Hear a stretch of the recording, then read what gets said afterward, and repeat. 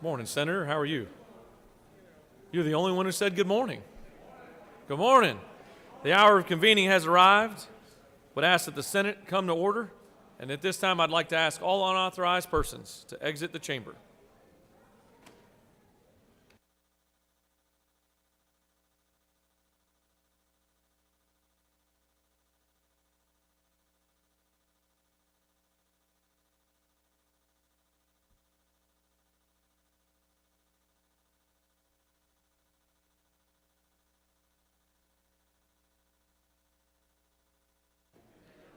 Chair would like to recognize the senator from the 13th at the senator from the 53rd's desk. Yes, sir, Mr. President. I had spoken with the senator from the 53rd, and I understand the journal has been read and found to be correct. I appreciate your presentation, Senator from the 13th. Absolutely. Is there objection to dispensing with the reading of the journal? Chair hears none. The reading of the journal is dispensed with. Is there objection to the confirmation of the journal? The chair hears none, and the journal is confirmed. All senators who have bills and resolutions, please bring them to the Secretary's desk at this time. Mr. Secretary, will you read for the first time bills and resolutions? Senate Bill 244 by Senator Moles of the 53rd, a bill entitled an act to amend an act creating the Dade County Water and Sewage Authority. State and local government. Senate Bill 245 by Senator Unterman of the 45th, a bill entitled an act to amend an act providing a new charter for the city of Beaufort, approved June 3rd. State and local government. Senate Bill 246 by Senator Hinson of the 41st, and others, a bill entitled an act to amend an act to provide for the DeKalb County Board of Registration and Elections, approved. State and local government. Senate Bill 247 by Senator Brass of the 28th, and others, a bill entitled an act to authorize the magistrate court. State and local government. Senate Bill 248 by Senator Albers of the 56th, a bill entitled an act to amend Chapter 7, Title 47 of the OCGA relating to Georgia Firefighters Pension Fund. Retirement. Senate Bill 249 by Senator Albers of the 56th, a bill entitled an act to amend Chapter 17 of Title 47 of the OCGA relating to the Peace Officers Annuity and Benefit Funds. Retirement.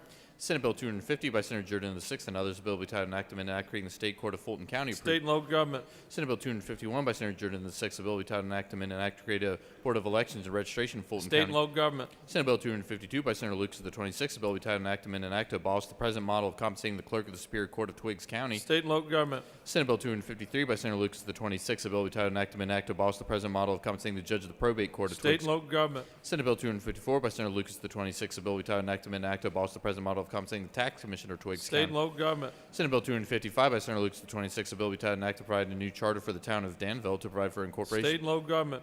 Senate Resolution 382 by Senator Martin the 9th and others, a resolution honoring the life of Mayor Jimmy Wilbanks and dedicating an intersection as memory and for other purposes. Transportation. Senate Resolution 400 by Senator Unton the 45th, a resolution recognizing Mr. Mayor and Sidney Bice and dedicating a bridge in his honor for other purposes. Transportation. Mr. President, that concludes the order. First reading and reference of House bills and resolutions, please.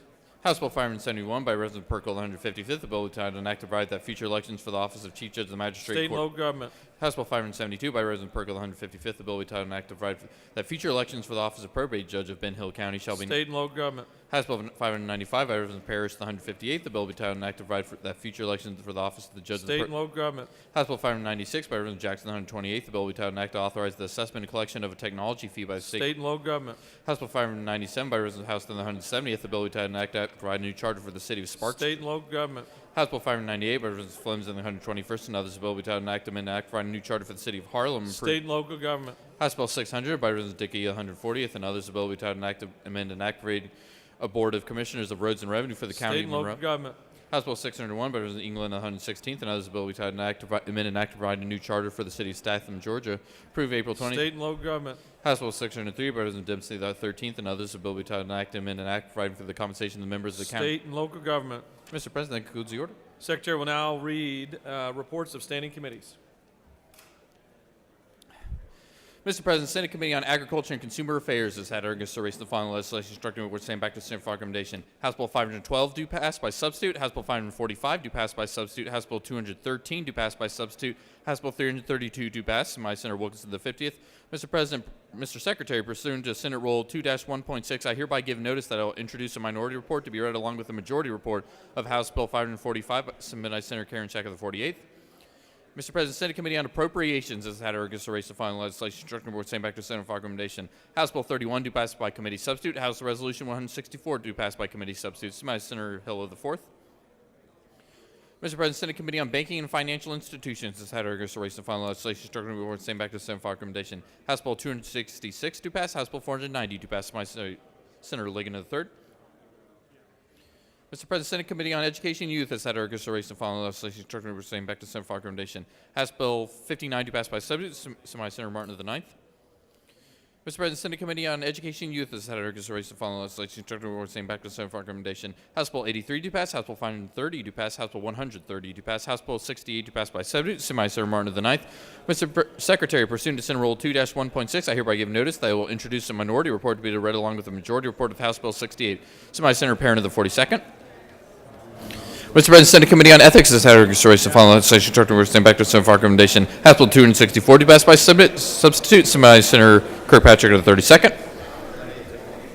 Mr. President, Senate Committee on Finance has had a rigorous and final legislation structured with the same back to Senate for recommendation.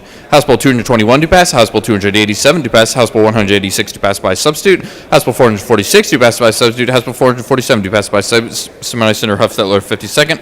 Mr. President, Secretary, pursuant to Senate Rule 2-1.6, I hereby give notice that I will introduce a minority report to be read along with the majority report of House Bill 447, submitted by Senator Jackson of the second. Mr. President, Senate Committee on Finance has had a rigorous and final legislation structured with the same back to Senate for recommendation. House Bill 365 to pass by substitute. House Bill 527 to pass. Senator Huffstetler, 52nd. Mr. President, Senate Committee on Government Oversight has had a rigorous and final legislation structured with the same back to Senate for recommendation. House Bill 379 to pass. Senator Heath of the 31st. Mr. President, Senate Committee on Health and Human Services has had a rigorous and final legislation structured with the same back to Senate for recommendation. House Bill 290 to pass. House Bill 323 to pass by substitute. Senator Watson the first. Mr. President, Senate Committee on Health and Human Services had a rigorous and final legislation structured with the same back to Senate for recommendation. House Bill 483 to pass. House Bill 26 to pass. House Bill 39 to pass by substitute. House Bill 217 to pass. Senator Watson the first. Mr. President, Senate Committee on Insurance and Labor has had a rigorous and final legislation structured with the same back to Senate for recommendation. House Bill 277 to pass by substitute. House Bill 310 to pass. Senator Jones the 25th. Mr. President, Senate Committee on Insurance and Labor has had a rigorous and final legislation structured with the same back to Senate for recommendation. House Bill 227 to pass. House Bill 373 to pass by substitute. Senator Jones the 25th. Mr. President, Senate Committee on Interstate Cooperation has had a rigorous and final legislation structured with the same back to Senate for recommendation. House Bill 553 to pass. Senator James the 35th. Mr. President, Senate Committee on Judiciary has had a rigorous and final legislation structured with the same back to Senate for recommendation. House Bill 70 to pass by substitute. House Bill 228 to pass by substitute. House Bill 311 to pass by substitute. House Bill 307 to pass by substitute. House Bill 478 to pass by substitute. House Bill 346 to pass by substitute. Senator Stone of the 23rd. Mr. President, Senate Committee on Judiciary has had a rigorous and final legislation structured with the same back to Senate for recommendation. House Bill 281 to pass. House Bill 282 to pass by substitute. Senator Stone of the 23rd. Mr. President, Senate Committee on Natural Resources and the Environment has had a rigorous and final legislation structured with the same back to the Senate for recommendation. Senate Resolution 369 to pass. House Bill 458 to pass by substitute. House Bill 201 to pass. House Bill 445 to pass by substitute. Senator Harper the 7th. Mr. Secretary, pursuant to Senate Rules 2-1.6, I hereby give notice that I will introduce a minority report to be read along with the majority report of House Bill 445. Senator Karen Check of the 48th. Mr. President, Senate Committee on Public Safety has had a rigorous and final legislation structured with the same back to the Senate for recommendation. House Bill 459 to pass by substitute. House Bill 339 to pass by substitute. Senator Alves the 56th.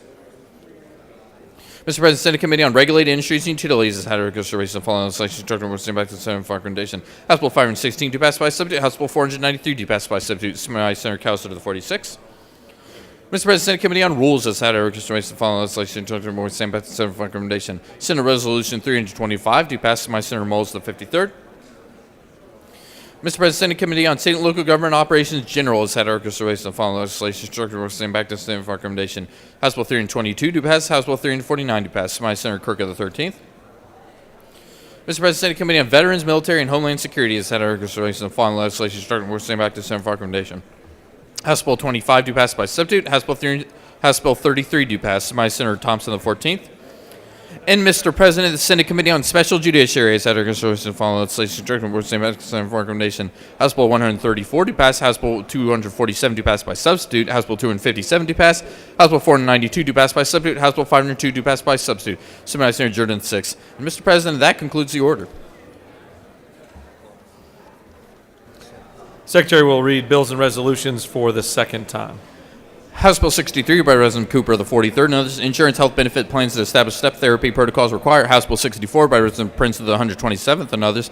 Parent and child require child welfare agencies to make efforts to determine whether a parent or guardian of a child who is the subject of abuse allegations is on active duty in the military. House Bill 99 by Representative Smith of 134th. Insurance provide for modernization and updates. House Bill 101 by Representative Ridley of the 6th and others. Ad valorem tax, all-terrain vehicles, revised definitions. House Bill 128 by Representative Silcox of the 52nd and others.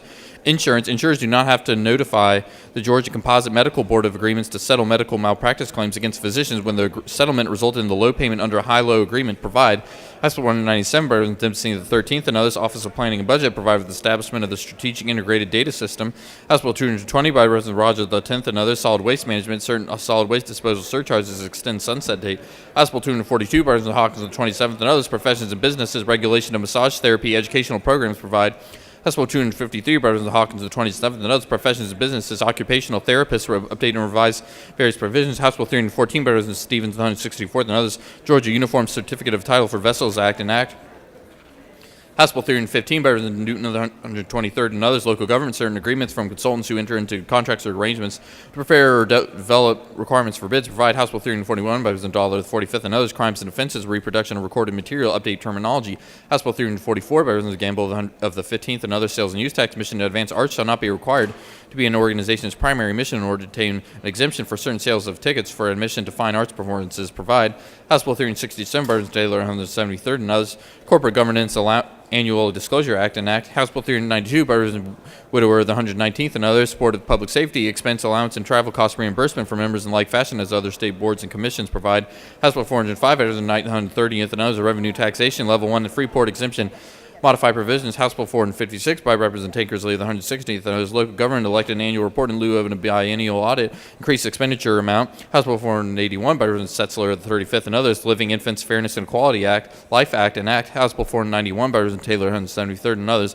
Insurance regulation of insurance company holding systems update. House Bill 507 by Representative Wilensky of the 79th and others. Ad valorem tax criteria used by tax assessors to determine the fair market value of real property revised. Mr. President, that concludes the order. This time, we'd like to introduce our Doctor of the Day, and I'd like to call upon the Senator from the 16th to do so. Thank you, Mr. President. Our Doctor of the Day is Dr. Chris Walsh. He's an orthopedic surgeon with the Resurgence Orthopedic and Specialty Group in hands and elbow. I asked him if he could get beyond the hand and elbow if we have an injury, and he said he could handle it for us today.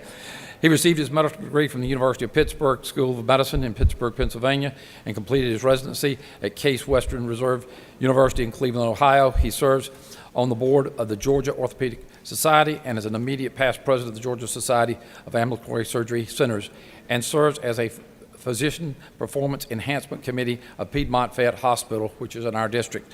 Dr. Walsh served in the U.S. Navy Reserves and was active duty baton surgeon for the 2nd Marine Division, where he was deployed in Operation Desert Shield and was in Saudi Arabia and Kuwait.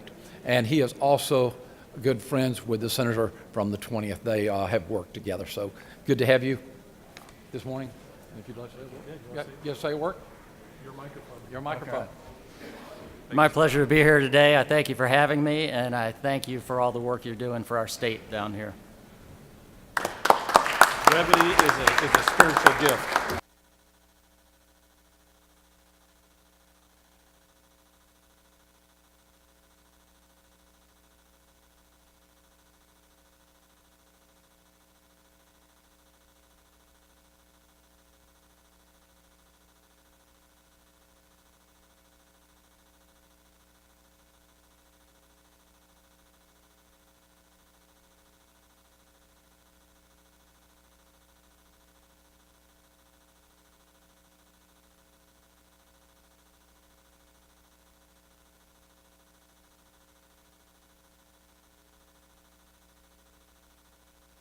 Chair would like to recognize a senator from the 15th to recognize some special guests with us today.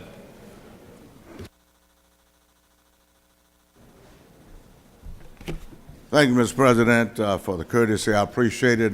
Up in the gallery, we have some champions from Columbus, Georgia, And I just want to take this opportunity to ask members of the Senate to recognize the George Washington Carver High School boys and girls GSHA 4A champions, headed by the boys head coach Warren Bueller, the girls head coach Anson Hunley. The boy teams are represented by A.J. Watts and Jalen King, the girls team by Shanae Riles. Let's give them a big round Senate applause. If you stand up in the gallery, we'll be glad to wait. Please stand, please stand. Let's give you heart. The girls were undefeated the whole year, so we'll certainly appreciate that. Thank you. God bless you. Thank you, Mr. President. This time, it's now time for our morning roll call. Are there any motions to excuse? Chair recognizes the senator from the 55th. Thank you, Mr. President, and good morning. I did say good morning to you Good morning. earlier, but I'd have to yell it real loud for you to hear me. I'd like unanimous consent to excuse the senator from the 36th. Without objection, the senator from the 36th is excused. The chair recognizes the senator from the 33rd. Thank you, and good morning, Mr. President. I ask for unanimous consent to excuse the senators from the 26th and the 38th. Without objection, the senators from the 26th and the 38th are excused. Chair recognizes the senator from the 5th. Good morning, Mr. President. Good morning. I'm requesting a unanimous consent to excuse senator from the 2nd. Without objection, the senator from the 2nd is excused. Chair recognizes the senator from the 17th. Thank you, Mr. President. I'd ask for unanimous consent to excuse the senator from the 14th for business outside the chamber. Without objection, the senator from the 14th is excused. Welcome to the chamber, the senator from the 19th. Chair recognizes the senator from the 16th. Yes, sir, Mr. President. We'll ask unanimous consent for the senator from the 14th for business outside the chamber. Senator from the 14th is already excused. Chair recognizes the senator from Cumming, Georgia. I'll waive. He waives. Chair recognizes the senator from the 24th. Mr. President, good morning. Good morning. I'd like to excuse the great senator from the great district of 23 for business inside the Capitol.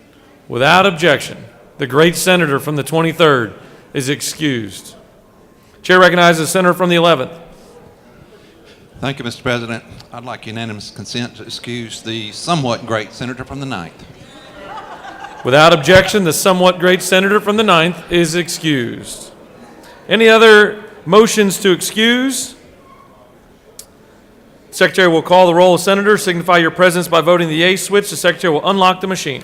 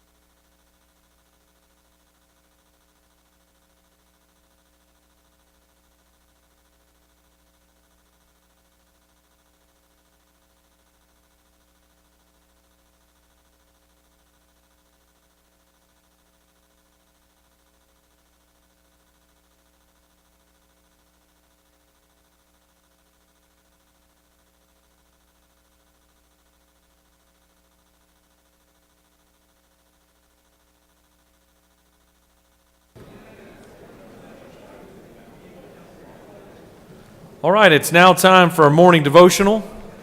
It is now time for a morning devotional. All senators, please take your seats and cease all audible conversations.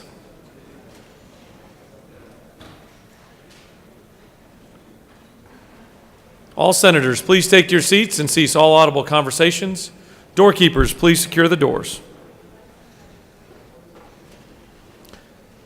I'd like to recognize the senator from the 31st to lead us in the pledge and to introduce our chaplain of the day. Will you join me for the pledge? I pledge allegiance to the flag of the United States of America and to the republic for which it stands, one nation, under God, indivisible, with liberty and justice for all. And now the Georgia flag.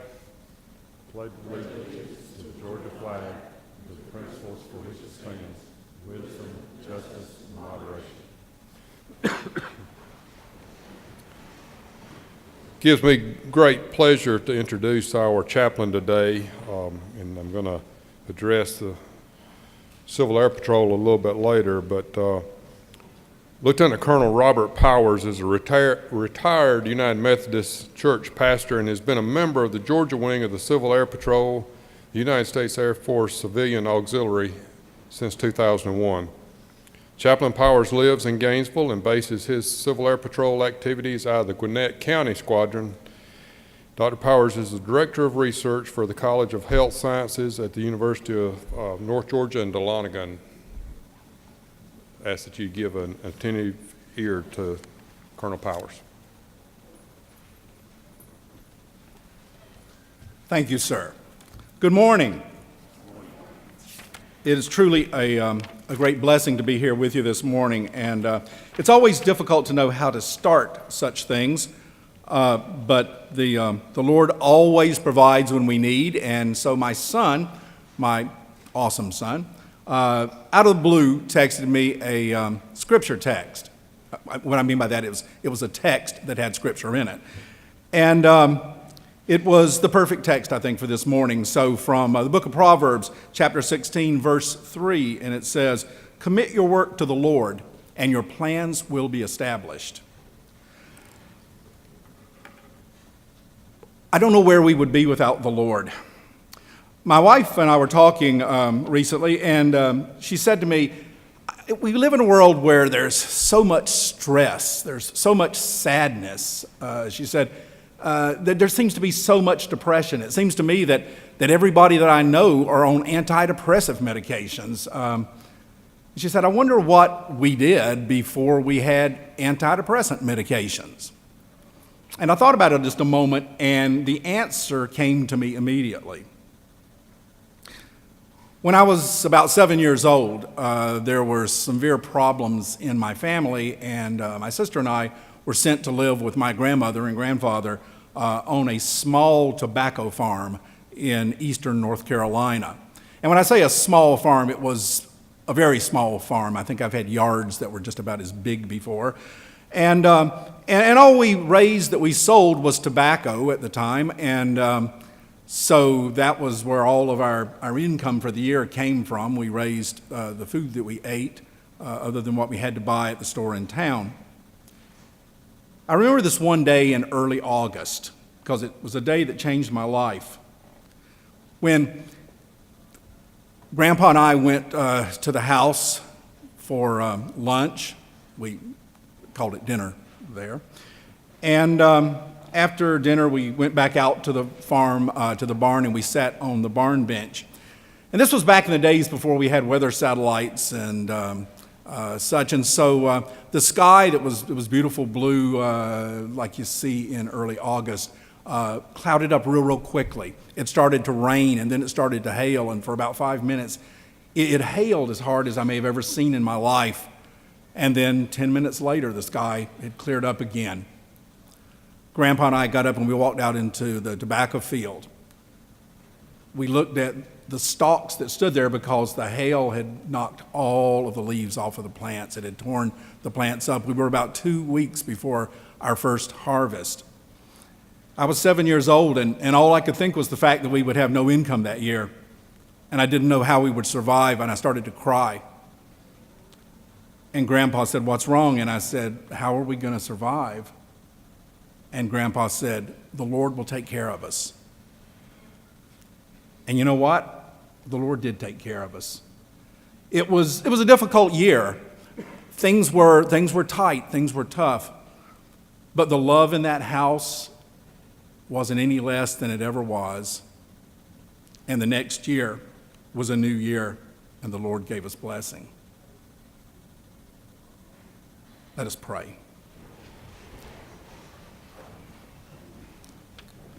We thank you, Lord, for bringing us together in this place today, for this is a place of hope. and a place from which our futures and the future of the people of Georgia is alive. We praise you as a God who loves diversity, for we can see that you made each of us here today different than anyone else. And yet, Lord, you have made each of us the same. And what is the same is more important. For each of us has a heart that can love, a mind that can understand, a spirit that can forgive, a face that can smile, and a soul that longs to do good. We pray, Lord, for this session of the Georgia State Senate, that you will enlighten each of us to love as you have loved us. We pray that we can be forgiving as you have forgiven us, that we can work together as you support each of us in our own daily lives. And we pray for the people of this state, this nation, and the world, that we might hear your words and everywhere replace hatred with love, anger with forgiveness, judgmentalism with mercy, and fear with hope. We pray that the deliberations, the conversations, and the decisions that are made in this place today will reflect you as these sisters and brothers labor to serve the people of the state of Georgia. Amen.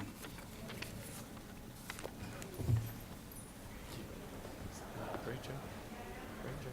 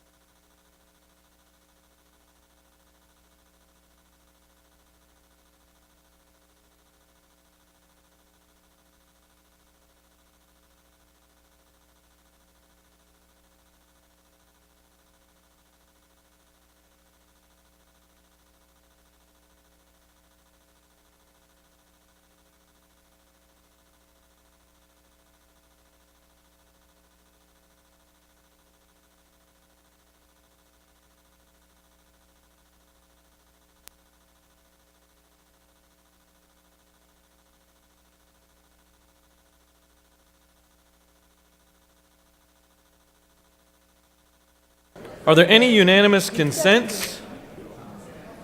All right, moving on. We've got some very special guests with us today that we'd like to recognize. Mr. Secretary, will you read the resolution? Senate Resolution 144 by Senator James of the 35th and others. The resolution recognizing and commending Yvette Johnson Higgins upon the grand occasion of her retirement and for other purposes. Whereas Yvette Johnson Higgins has long been recognized by the citizens of the state for the vital role that she has played in leadership and her deep personal commitment to the welfare of the citizens of Georgia.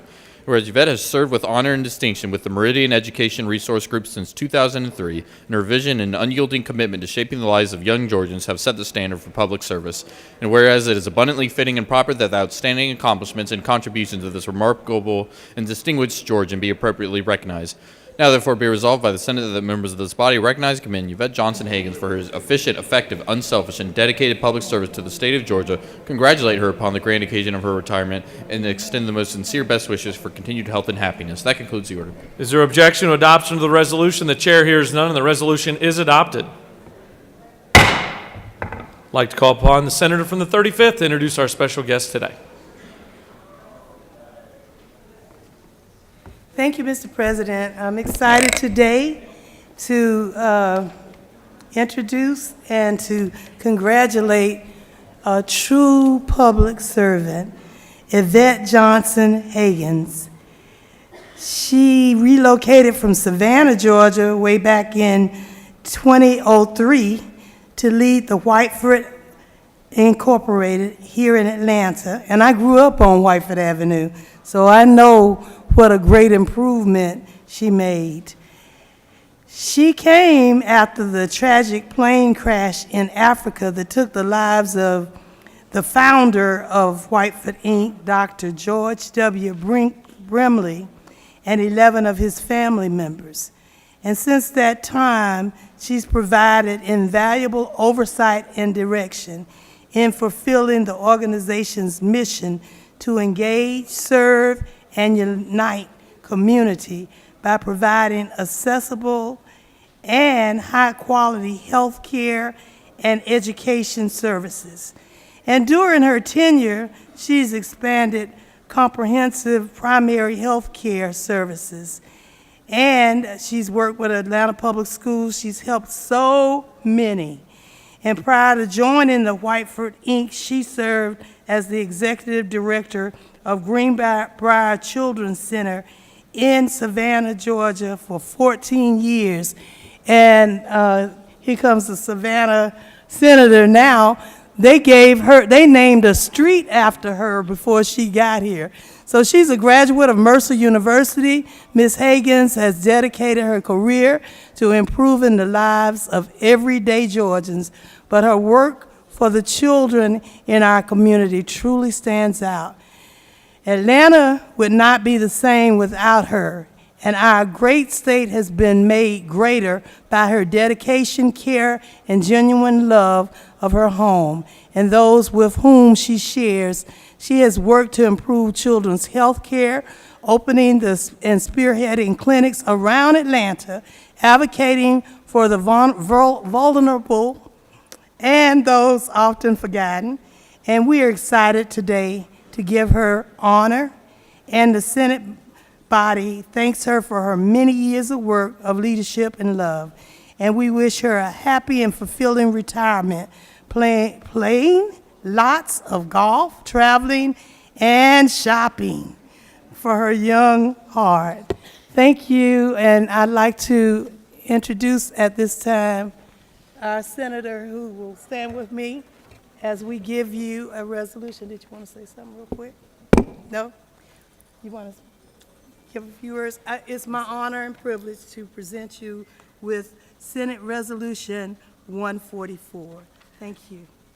Thank you. And thank you so very much, Senator James, Lieutenant Governor Duncan, and my homeboy, Senator Lester Jackson. Lester Jackson's brother was the chairman of my board of directors in Savannah when I served at Greenbrier Children's Center, providing services to abused and neglected children. So this feels like old home day for me here. I'd like to say that I have truly been humbled to be able to provide critical services to children who are vulnerable and their families throughout the state of Georgia. And I would also like to thank all of you for what you do each day to better the lives of Georgians. Thank you all so very much.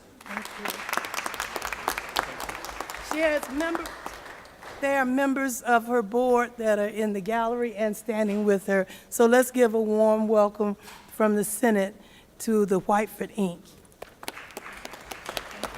Thank you so much. Thank you.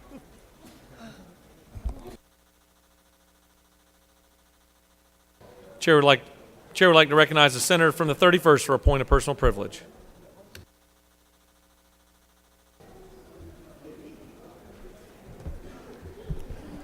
Thank you, Mr. President, members of the Senate. A few days ago, we unanimously adopted a resolution commending the Civil Air Patrol. So today I rise to honor the Civil Air Patrol. This group began in the early days of World War II when German submarines and Nazi spies lurked in the waters off of coastal Georgia. Their mission was to interrupt the vital fuel supply lines supporting war efforts with shipping routes that started in Texas and came up the entire East Coast to the New York Harbor. 7 days before the start of that war, Congress chartered a new citizen volunteer organization. Georgia Coastal Patrol 6 was one of 26 bases guarding our coast, performing heroic rescues and, yes, even bombing enemy subs. Today, Coastal Patrol 6 still exists at St. Simon's Island, joining 42 other squadrons in our state as a part of the proud national organization that is the Civil Air Patrol. Hurricanes, forest fires, high bird communications for the governor's anti-drug task force, these are just a few of the efforts supported by the Georgia Wing. The Georgia Wing and Civil Air Patrol in over 300 hours of flight time for Georgia communities.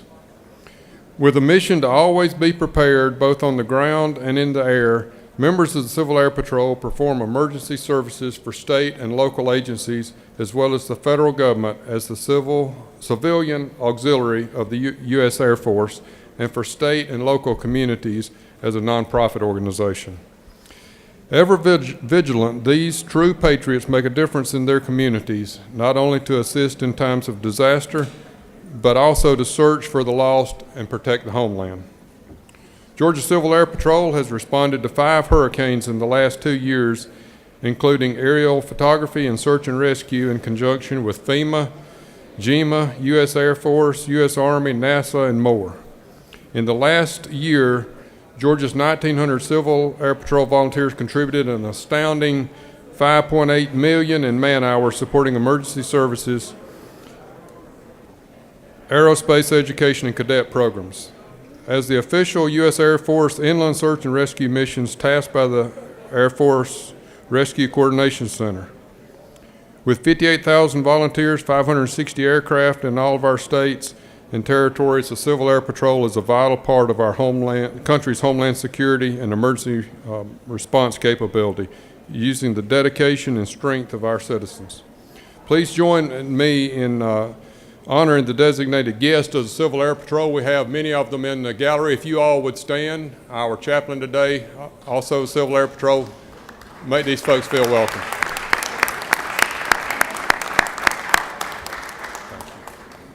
Thank you, Senator.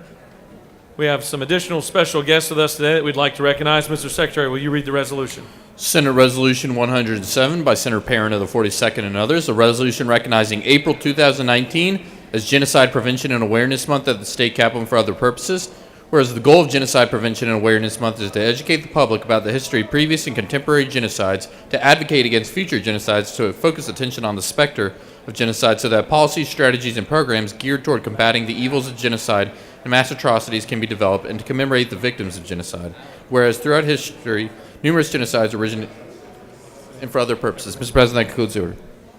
Is there objection to the adoption of the resolution? The chair hears none, and the resolution is adopted.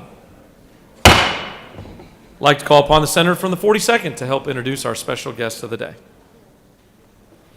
Thank you very much, Mr. President. Colleagues, it is my honor to once again present to you a group of distinguished visitors for Genocide Prevention and Awareness Month. April is Genocide Prevention and Awareness Month, and we have had many genocides throughout history and have many that are still ongoing. And we utilize this time in April to draw attention to them and to try to tell the world that while some memories of not too long ago genocides, such as during the Holocaust, still strike at our hearts, there are many peoples throughout the world that have still been undergoing these atrocities, and the call to prevent them and to raise awareness of them is no less urgent now than it was in the 1940s. And I have been honored to work with the American Jewish Committee on this topic since I was a lowly aide down here at the state capitol in 2009.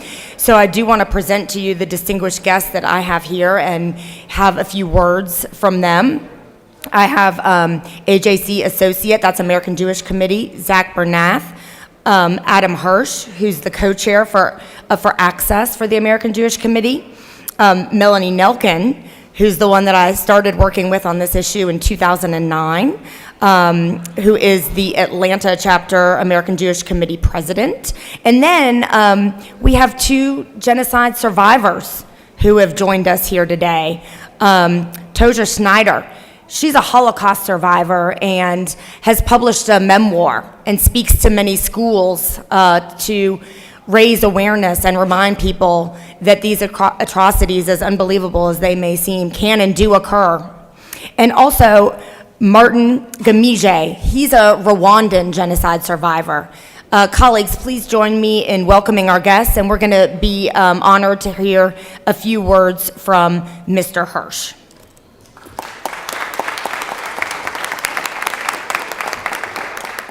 Good morning. We are here today to say thank you. Thank you for taking the time to recognize the plight of our global community. Thank you for remembering those who have been silenced and unable to advocate for themselves. We wanted to be here today specifically. Today is the Jewish holiday of Purim. It commemorates the saving of the Jewish people from the hands of Haman and his plans to extinguish the existence of the Jewish people. Purim reminds us that the evils of persecution and genocide are ever-present threats to humanity. Sadly, around the world, violence, bloodshed, and hate still reign. Just last week, terrorism filled our news as we learned about the attacks on the mosque in New Zealand. Even peaceful New Zealand can't escape the growing hate. Hate is far and wide, and we are all at risk. Hate crimes and hate speech, both abroad and here in the United States, are on the rise. We must not take this lightly. Societies that have fostered hate have allowed some of the most unimaginable crimes to occur.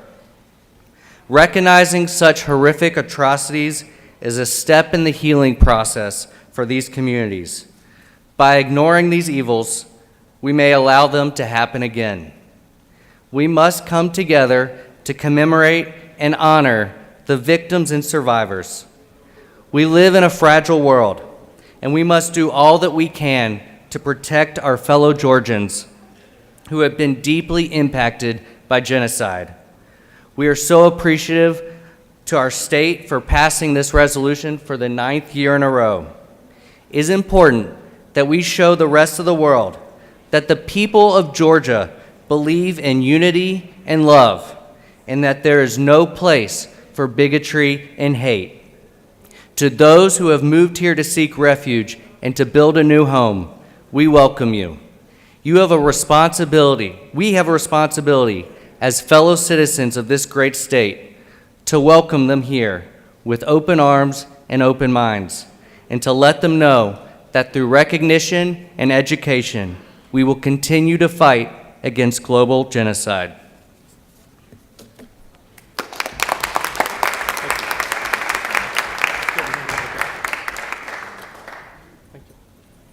Take a picture down here.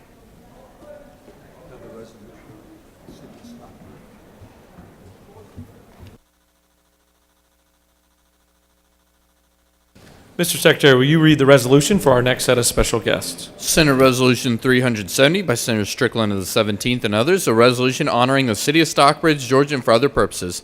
Whereas the city of Stockbridge is located in the northern part of Henry County, Georgia, which was founded on May 15, 1821. Stockbridge was incorporated as a town in 1895 and as a city on August 6, 1920. And whereas the motto for the city of Stockbridge is where community connects, and this is exemplified by its supportive economic development, excellent public services, and fabulous small-town hospitality.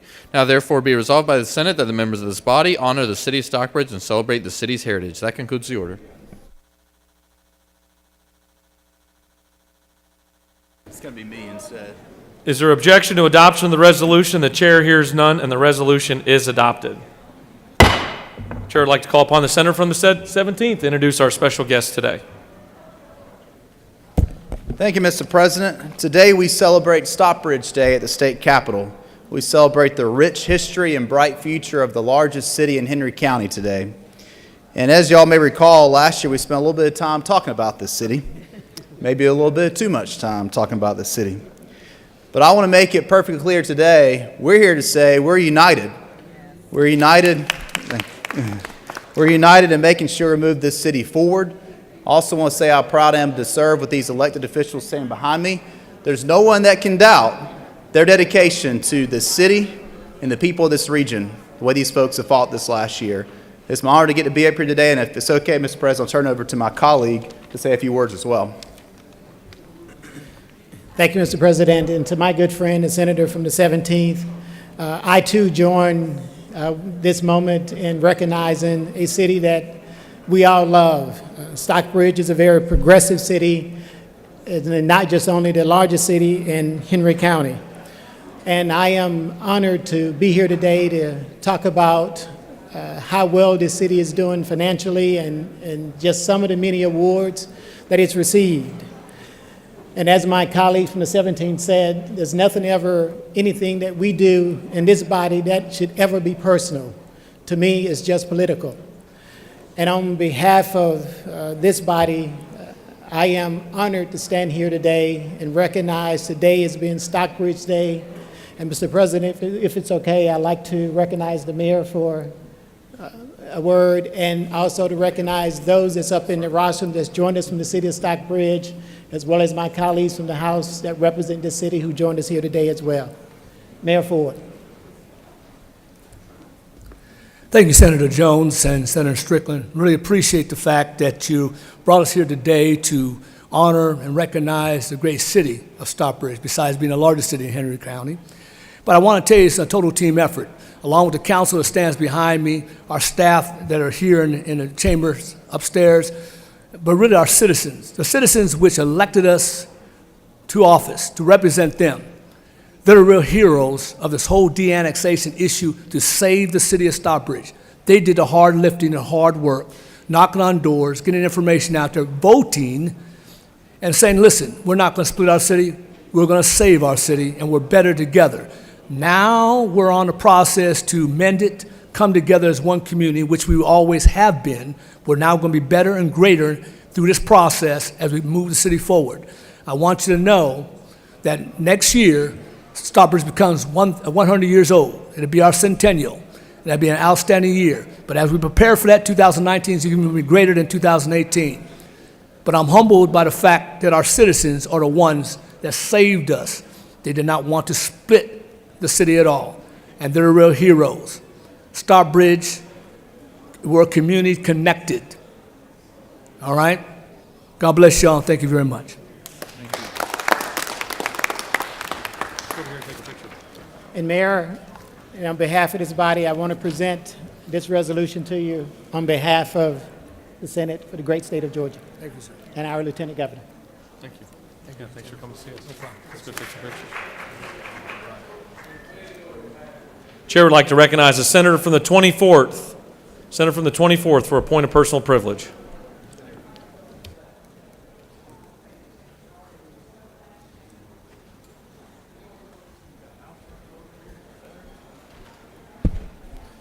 Mr. President, thank you.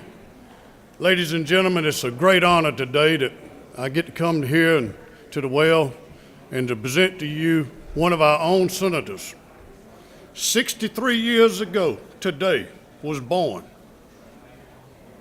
the great senator from the great 23rd is already standing up.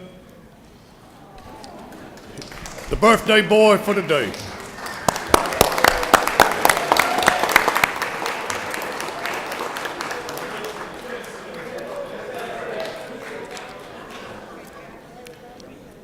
The chair's surprised that you said how many birthdays he celebrated.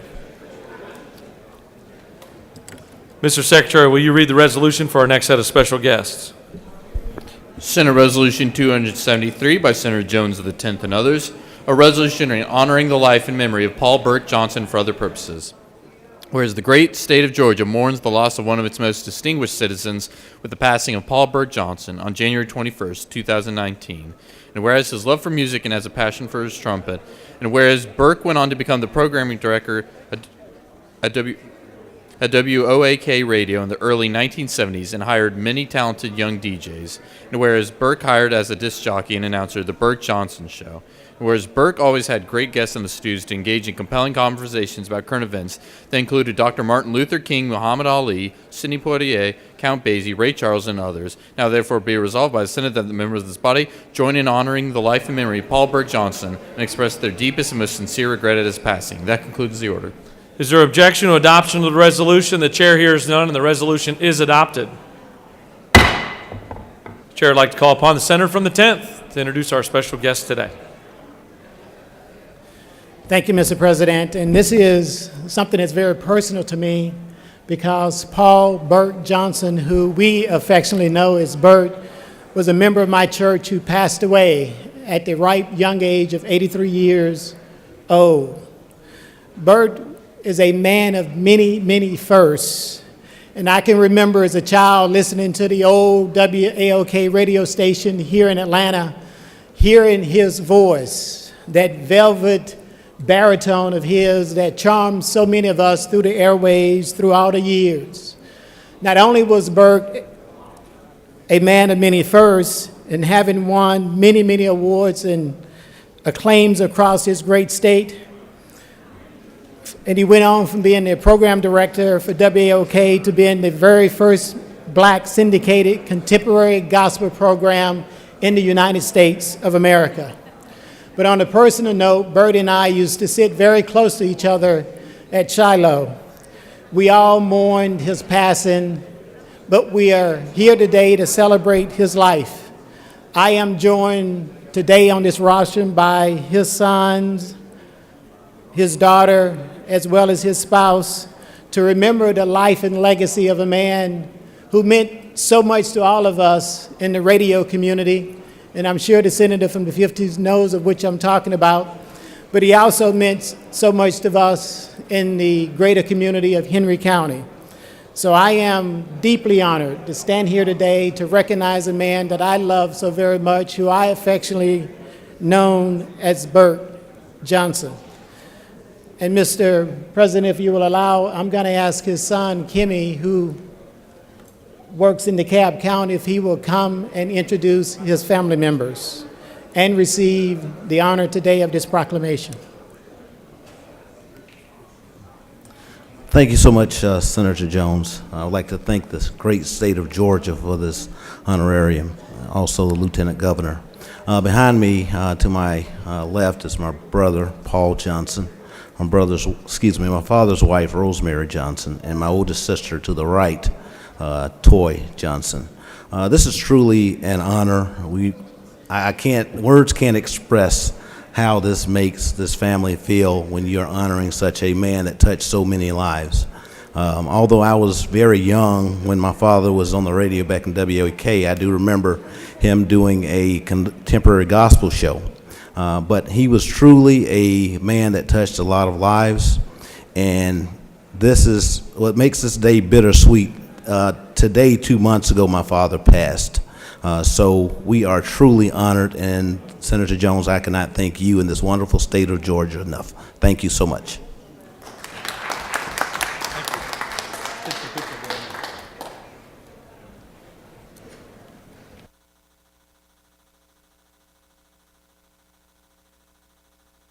Mr. Secretary, will you read the resolution for our next special guests? Senate Resolution 278 by Senator Jackson II and others. A resolution recognizing and commending Larry Scott Blackman and for other purposes. Whereas Larry Scott Blackman leads Fresh Direct's Public Affairs Division, where he works to build on existing community and charitable partnerships across a variety of issues, including fighting hunger, nutrition education, and career development. He brings nearly 20 years of public service, community development, and government experience to Fresh Direct. And whereas Larry is a former candidate for New York City Council, and whereas he has worked with many federal and state representatives, and whereas Larry has served as Senior Manager of Public Affairs for the New York Jets, now therefore be resolved by the Senate that the members of this body join in recognizing and commending Larry Scott Blackman. That concludes the order. Is there objection to adoption of the resolution? The chair hears none, and the resolution is adopted. I'd like to call upon the senator from the 2nd to introduce our special guest today. Many people recognize our special guest by his group that he was lead singer in, Cameo. Others know him by his songs, Candy, Word Up, Shake Your Pants, Sparkle, She's Strange, Black and Forth, and my personal favorite, I Just Want to Be. He's a proud Georgian, music legend, influenced R&B music, but also he influenced urban dialect with the song Word Up. It became a dialect as we went around our community, people said word or word up. He encouraged young people. He built the Atlanta Artists Records. He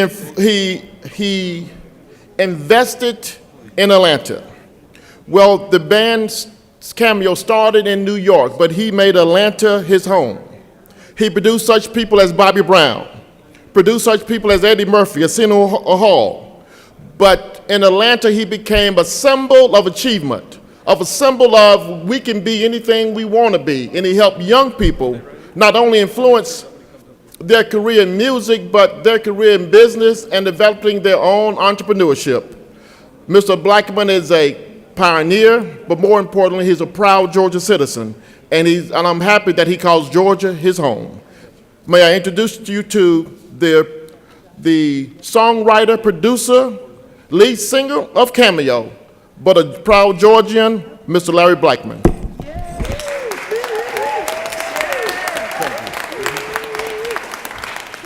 Thank you very much. I'd like to thank the Lieutenant Governor, Senator Jackson, and his colleagues, and for presenting this recognition. It's been a long time. We moved here in 1980, and I believe we were the first group to bring the music business excitement to Atlanta. And since then, we've been plugging away. I live in Vegas now, and just moved from here 3 years ago. But I'd like to thank you very much for this recognition. And we have a new single out. It's called El Paso. You can hear it on Sirius Radio and nationwide April 1st.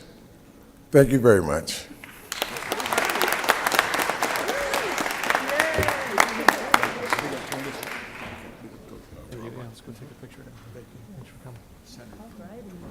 I'm going to recognize the senator. Chair would like to recognize the senator from the 9th for a point of personal privilege.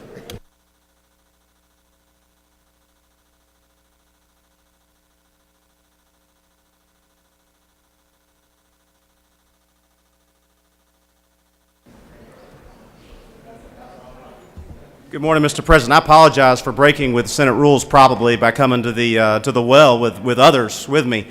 I want to welcome my sister Anna, who's here from Knoxville, and her daughter Louise, Cora, and her son Walton. So I'm glad to have her in town visiting for spring break, and she's over here taking a video, and then my mother is over here as well with them. They're going to Fernbank Science Center, one of the excellent things you can do here in Atlanta. So I'd like to welcome them. I yield the well.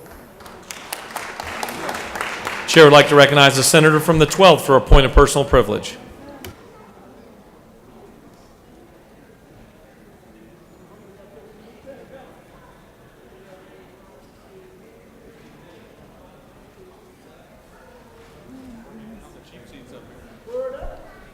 Good morning, colleagues, and thank you, Mr. President.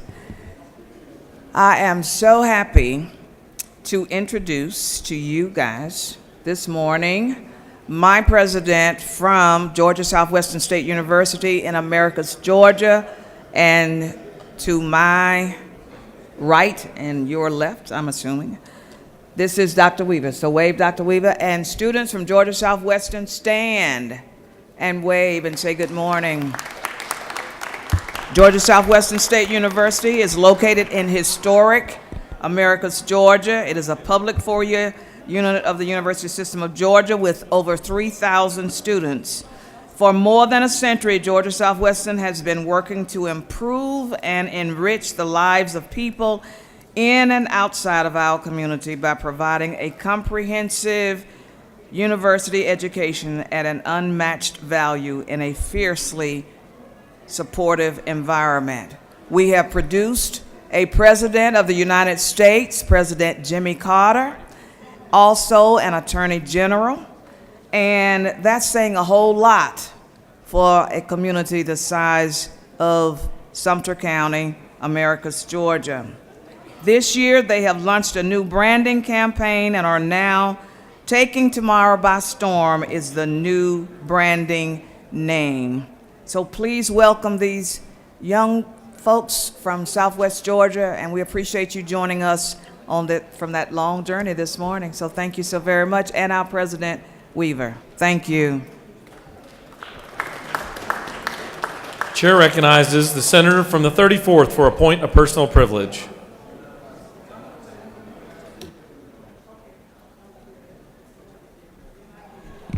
Thank you, Mr. President. I rise with some good news for Georgia. I first want to start by talking about my grandkids. Y'all know how I am about them. But my grandkids was discussing or learning about the presidents. And when they learned that Jimmy Carter was here in Georgia, we actually went down to Plains to have Sunday school lessons with former President Jimmy Carter. But today, the good news is Jimmy Carter gets a new title, oldest living former president. Jimmy Carter has just become the oldest living former president in the United States at the age of 94 years old and 94 years and 172 days. He passes George H.W. Bush, who was 94 and 171 days when he died in November. So I want us to just acknowledge Georgia's own Jimmy Carter, who not only served in this body, but went on to be governor as well as president. So we owed a great debt of gratitude to former state senator, former governor, and former president Jimmy Carter. Would you please stand and join me in a rousing round of applause for former President Jimmy Carter, the Democrat? Thank you, Mr. President. I yield the will. Chair recognizes the senator from the 42nd for a point of personal privilege.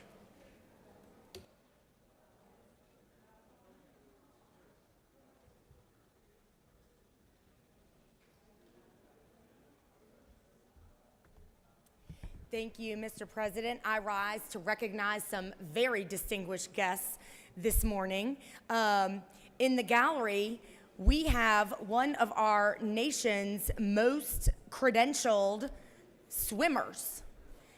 His name is Liam Bell, and he and his parents, Mandy and John, have joined us here today. Liam is a senior at Druid Hills High School, and he is a three-time All-American swimmer, currently holding 6 Georgia swimming records. They are in 13-14, 100 breast, 17-18, 100 breaststroke, 17-18, 200 breaststroke, 13-14, long course meters breaststroke, and 1516 100 long course meters breaststroke. He, in 2016, he was the youngest swimmer to qualify for the Olympic trials at the age of 14. And he's going to be attending the University of Alabama next fall.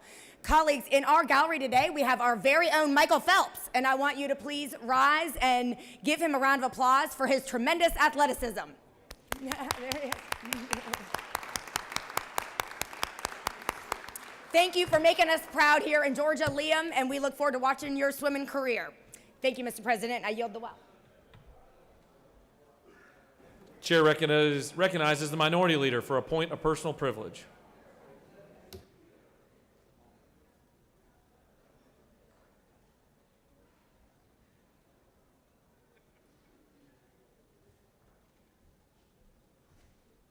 Mr. President, members of the Senate, I rise today to just talk about a general historical perspective and a little bit of business of how we conduct ourselves and the people's business in the chamber.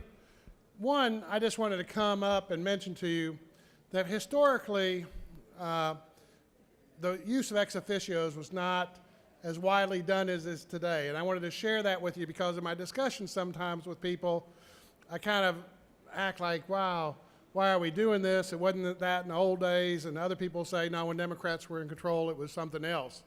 So I want to share, ex officios really didn't get used much until starting in the mid-1990s. In 1995, the Senate was broke down by the exact same party divisions that it is today.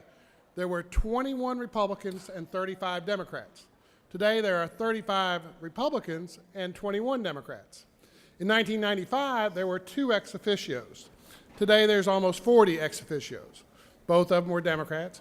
In 96, Democrats had lost a couple seats. Ex officios went from 2 to 6. One was the minority leader, so there was 1 Republican. I was not in the Senate the next 4 years, and that's what most of you remember, and it did change. Partisan Democrats increased number of ex officios. By 2001, the last term that Democrats were involved in control, there were 24 ex officios, and all of them were Democrats. Now, of those 24, more than half of them were held by 3 members. In fact, the senator from the 4th had about 5 of them. But there were still a lot of ex officios. I'm coming with you today because I think that it is a bad practice to have that many ex officios, and I'll explain to you why. Today we have, like I say, nearly 40. There are about 4 or 5 Democrats in that mix. But it's bad business because of this. It cedes really, even though you might have an extra committee, power from you to whoever the chairmans are and whoever the president is, because when committees get so crowded that there are too many people to effectively debate and bring up amendments and discuss things, I think we're less effective in committee, and the chairmans have to be tighter in their reign, less free in allowing amendments, and have more control. So we also see a problem not only with that, but the fact when you have 5 or 6 committees, you can't make all your committees. So you end up missing committees and have conflicts. So I'm really just asking the President of the Senate and Committee on Assignments to reflect on this and think about it over the next year or so, because I would really like in the next term there to be less ex officios. And I think it would be better, it would actually give you more power. As a member on a committee with 8 or 9 people, you have a lot more personal power than if you're one of 14 or 15. And I think you have a lot better chance for your voice to be heard. So I think it makes you more effective. It makes them be able to schedule committees more effectively where you can attend your meetings. And in the long run, I think we're all better off. Now, the biggest concern I have is, if many of you remember back in the early 2000s, when the Republicans took control of the House, they started a practice of hawks, appointing people as ex officios just to influence legislation for the day. And I just wanted to caution the President and the Committee on Assignments that please let's not go toward that. We've seen a couple bills. When the monument bills came in from government oversight, there were 2 ex officios appointed. Recently on 481, there was an ex officio appointed right before that bill came up. and actually prevented a tie that would have had to been broken by the chair. But that is a practice that really, if expanded or done for the purpose of influence legislation, takes away the power of not only the minority party, but every one of you. If you're in the majority party and you have a disagreement with your leadership on something, or you don't support a bill, if hawks can be appointed that day to take away your vote, to actually bring people in and basically take away your vote or replace your votes with somebody else, that diminishes your influence. The majority party already has the power to select what committees bills go to, so it has a tremendous influence on what will pass or not.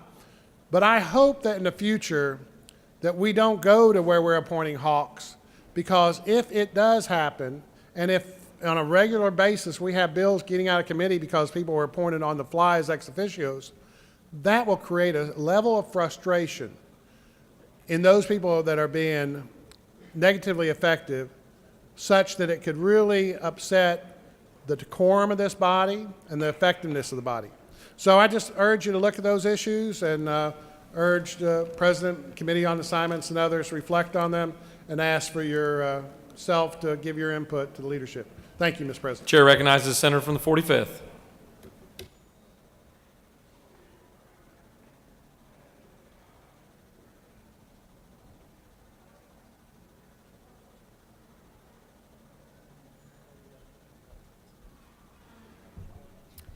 Good morning, ladies and gentlemen of the Senate. Today's a great day in Georgia, and it's especially great when we have so many visitors that are here at the state capitol. And I know today downstairs we are celebrating all of the NGOs, all of the nonprofits who work in the sector of supportive housing, and in particular dealing with people who are homeless. I can tell you from years and years and years of working on the budget and supporting supportive housing and the issue of homelessness that we're glad to have them here. In Gwinnett County, I was very fortunate last Friday, we broke ground. We shattered the wall literally with sledgehammers to promote Gwinnett County's first homeless shelter. And we have those visitors here today at the Capitol. We're delighted. Unfortunately, this is the first time. A long time ago, we had a shelter called the Quinn House, but this is our official first homeless shelter in Gwinnett County. It's very much needed, serving the constituents of almost 1 million people, and unfortunately we do have individuals who need those services. So we're delighted to have those folks here today. We give them a warm Senate welcome, and we'll be visiting downstairs with them. Thank you very much, and I yield the well. Chair would like to recognize the senator from the 48th for a point of personal privilege.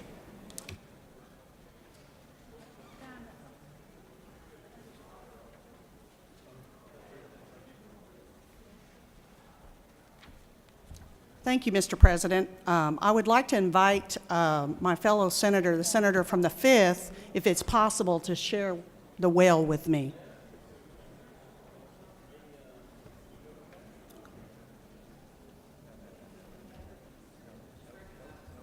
I'll recommend.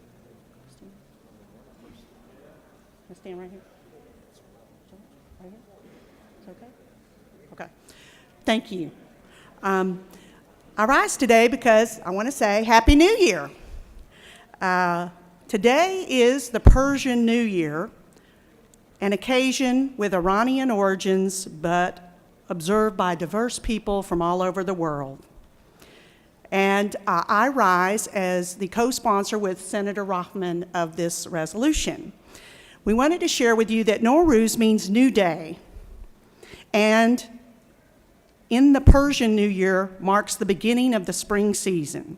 In Persian mythology, King Jamshid is credited with the founding of Nowruz, while others suggest that it was founded by Zoroaster himself, although there is no clear date of its origin. Nowruz is celebrated all over the world, including the Middle East, Central Asia, the Caucasus, northwestern China, the Crimea, and some groups in the Balkans. And in Iran, Nowruz is the official holiday lasting for 13 years, during which most national functions, including schools, are closed and festivities take place. Nowruz invites us to contemplate nature's power of renewal and rejuvenation, to look more deeply, not just to the green world outside, but to our human nature as well. For people celebrating Nowruz, it is a time to appreciate their rich heritage and to move forward with hope for a prosperous new year ahead, filled with health, wealth, love, joy, and success. You'll be pleased to know that Georgia is home to thousands of Iranian Americans, particularly in Cobb County, Gwinnett County, DeKalb County, and Fulton County. And the United States is home to hundreds of thousands of more Iranian Americans, many of whom have contributed greatly in the areas of business, civics, healthcare, law, the arts, just to name a few. I would like for our Senate to recognize this rich cultural significance of Nowruz and celebrate with us. You're invited to Atlanta City Hall tonight from 6 to 9 p.m., where we, the senator and myself, will be presenting this resolution on behalf of our body, and we'd love to have you come join us. Thank you, Mr. President. I yield the well.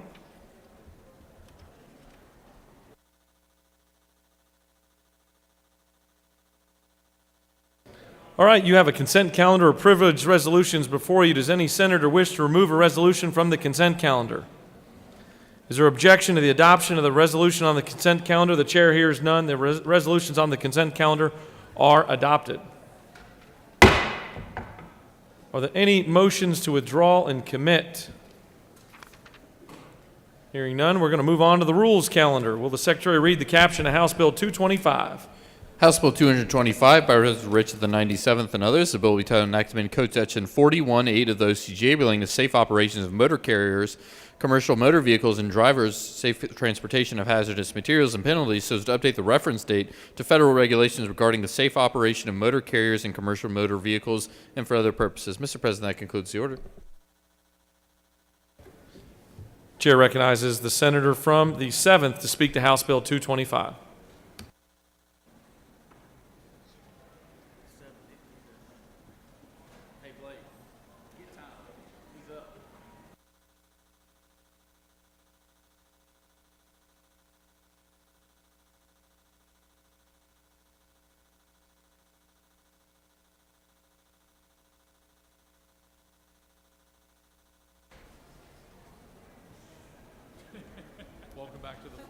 Thank you, Mr. President. Ladies and gentlemen, House Bill 225 simply changes the date for the motor carrier compliance. If there are no questions, I yield the well.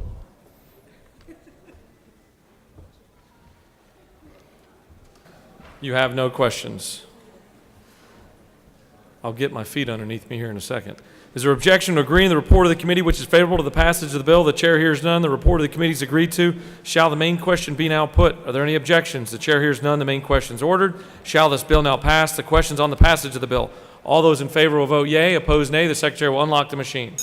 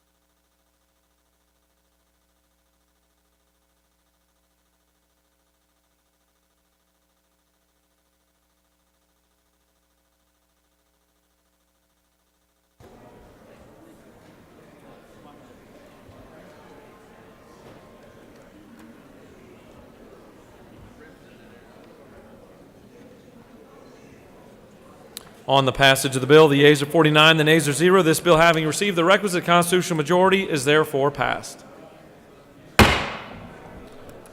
Ms. Secretary, can you read the caption of House Bill 246?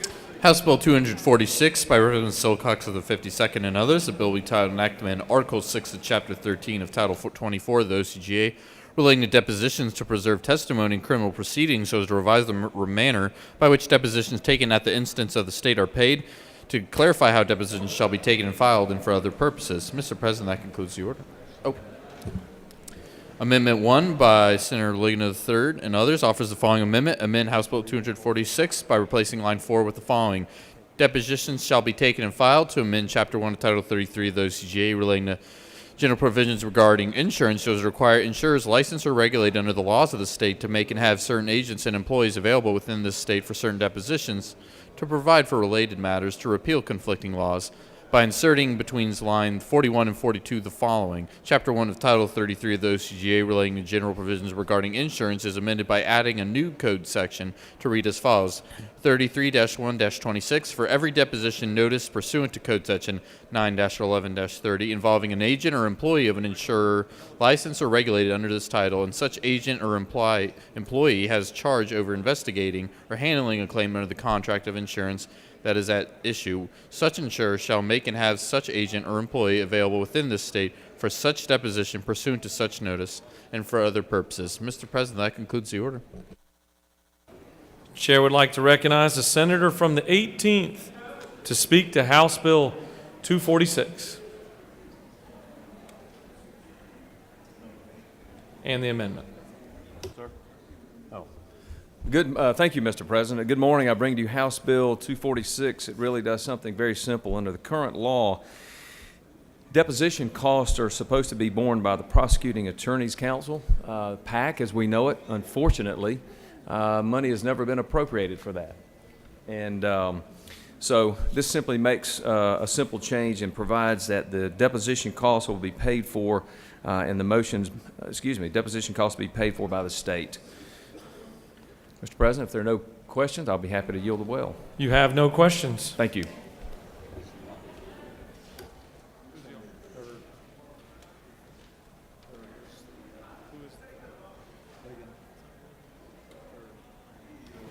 Would the senator from the 3rd like to speak to the amendment? Chair recognizes the senator from the 3rd.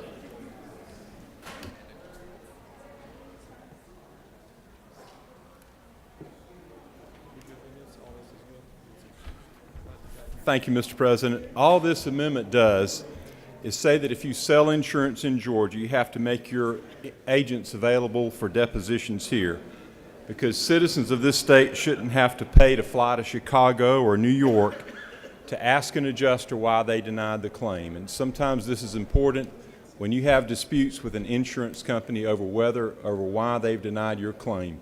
If you're doing business here, then you make your people available for deposition here. Mr. President, unless there are any questions, I'll be glad to yield the well. You have no questions. Any other senator wish to speak for or against the measure or the amendment? All right, we'll take up amendment number 1 to start with. The question is on the adoption of amendment number 1. Is there objection to the adoption of the amendment? The chair hears none, and the floor amendment is adopted. Is there objection to agreeing to the report of the committee which is favorable to the passage of the bill? The chair hears none. The report of the committee is agreed to. Shall the main question be now put? Are there any objections? The chair hears none. The main question is ordered. Shall this bill now pass as amended? The question is on the passage of the bill as amended. All those in favor will vote yea. Opposed, nay. The secretary will unlock the machine.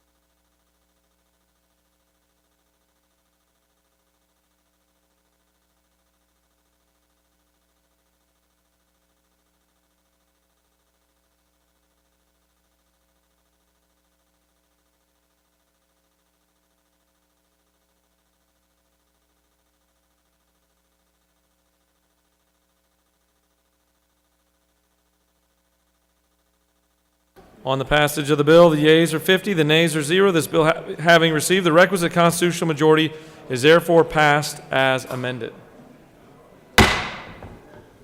Ms. Secretary, can you read the caption of House Bill 325? House Bill 325 by Mrs. Clark of the 147th and others. The bill will be titled enactment code section 3587.1 of the OCGA relating to authority of counsel to refuse certificate to applicant or to discipline counsel, certified officer, or exempt officer, grounds, restoration of certificate, emergency suspension of certification, notice of investigation, so as to provide that records of investigation of an officer by the Georgia Peace Office Standards and Training Council shall be retained for 30 years, to provide for destruction of such records and for other purposes. Mr. President, that concludes the order. Chair would like to recognize the senator from the 7th to speak to House Bill 325. Thank you, Mr. President. Ladies and gentlemen, the Senate House Bill 325 simply allows the Peace Officer Standards and Training Council to destroy records after 30 years or destroy records in a case that no action had been taken prior to that if such person where those files pertain to has deceased. This is a cost-saving measure for the council, and I'd appreciate your support. Any questions? I yield the will. You have a question. Chair recognizes the senator from the 22nd for a question. Will the gentleman, Senator yield? I'll yield. Okay, just two quick questions. Number one, is this a change to any current law to where we're moving it from 50 years to 30 years? Is it a change or just a completely new timetable that we're putting together? It's my understanding is, so under current law, I believe things have to be kept for 50 years. Okay. So this would allow the council to do it after 30 years if no action had been taken on that particular case file. And then if the person was deceased prior to the 30 years, if such action hadn't been taken as well. Well, Senator, yield for one other question, please. I'll yield. Okay, thank you. And was it the opinion of the Standards Council that this would still ensure the integrity of the process if there are any kind of reports or investigations that go on? Yes, it would. Okay, yes, thank sir. you. Thank you so much, Senator. Thank you. Chair recognizes the senator from the 34th for a question. Thank you, Mr. President. Would the senator yield? I'll yield. Just because I don't know the answer to this, what happens after 30 years with those documents? Under this, they would be, the council would not have to keep them anymore, and they would be allowed to destroy the documents after 30 years. Yep. Thank you. Do you continue to yield? I'll yield. Chair recognizes the senator from the 48th for a question.